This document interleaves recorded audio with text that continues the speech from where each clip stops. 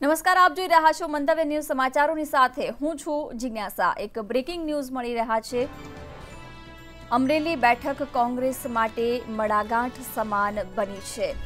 ધાણાણી સહિત અમરેલીના 4 એમએલએના દિલ્હીમાં ધામા।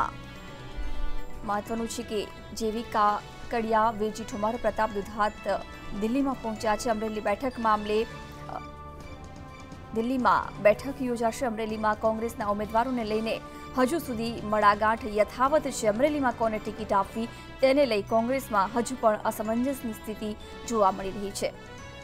ધાણાણી સહિત અમરેલીના 4 ધારાસભ્યો દિલ્હી પહોંચ્યા છે અને અમરેલી બેઠક પર ઉમેદવારોને લઈ જે કોકડું ગૂંચવાયું છે તેને લઈ દિલ્હીમાં બેઠક યોજાઈ છે। અમરેલી બેઠક મામલે આ બેઠકનું આયોજન કરવામાં આવ્યું છે। અમરેલી બેઠક પર કયા ઉમેદવારને ઊભા રાખવા તેને લઈને મંથન કરવામાં આવશે। જોકે અમરેલી બેઠક માટે કોંગ્રેસ માટે મડાગાંઠ જેવી પરિસ્થિતિ। ધાણાણી સહિત અમરેલીના 4 ધારાસભ્યો દિલ્હી પહોંચ્યા છે। જેવી કાકડિયા, વેજી ઠુમર, પ્રતાપ દુધાતના દિલ્હીમાં ધામા નખાયા છે। અમરેલી બેઠક મામલે આ બેઠક યોજવામાં આવી છે જેમાં તેને લઈ મંથન કરવામાં આવશે। અમરેલીમાં કોંગ્રેસના ઉમેદવારને લઈને મડાગાંઠ હજુ પણ યથાવત છે। મહત્વનું છે કે અમરેલી બેઠક પર કોંગ્રેસ કોને મેદાનમાં ઉતારશે તેને લઈને હજુ પણ પરિસ્થિતિ અસમંજસમાં છે। એવામાં દિલ્હીમાં આજે એક બેઠક યોજાઈ છે જેમાં વિપક્ષ નેતા પરેશ ધાનાણીની પણ ઉપસ્થિતિ છે અને અમરેલી બેઠક પર ગૂંચવાયેલું કોકડું ઉકેલવા માટે આ બેઠકમાં મંથન કરાશે। અને આ જ અંગે વધુ માહિતી આપવા માટે અમારા સંવાદદાતા રીમા દોશી આપણી સાથે જોડાયા છે। રીમા, આજે અમરેલી બેઠકને લઈને કોંગ્રેસમાં જે સ્થિતિ પેદા થઈ છે તેને લઈ દિલ્હીમાં ધામા નખાયા છે, વિપક્ષ નેતાની પણ હાજરી છે। ચોક્કસથી જે રીતે કહી શકાય કે અમરેલી બેઠકને લઈને કોંગ્રેસમાં ક્યાંક ખૂંચોણભરી પરિસ્થિતિ જે છે તે ઊભી થઈ છે।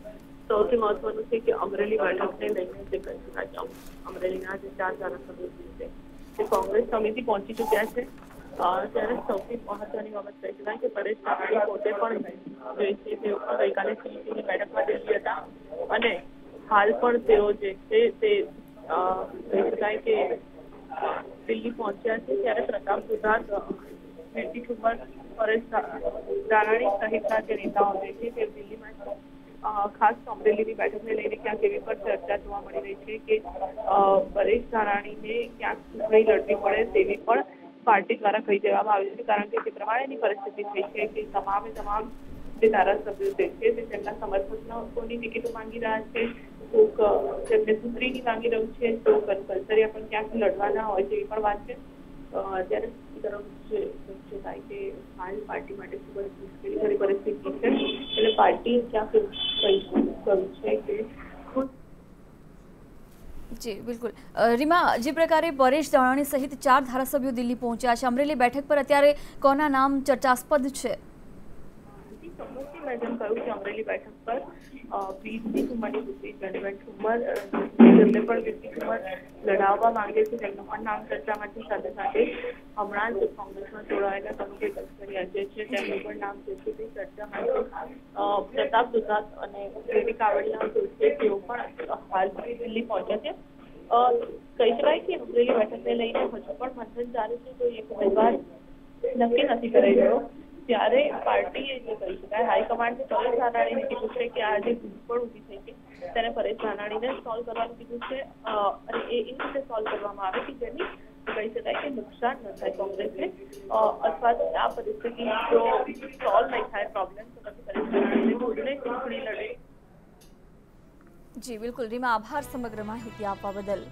તો અમરેલી બેઠકને લઈને આજે દિલ્હીમાં બેઠક યોજાઈ છે, કયા ઉમેદવારને મેદાનમાં ઉતારવા તેને લઈને પણ ચર્ચા કરાઈ રહી છે। વિપક્ષ નેતા પરેશ ધાનાણીની હાજરીમાં અન્ય પણ કોંગ્રેસના ધારાસભ્યો હાજરી આપી રહ્યા છે।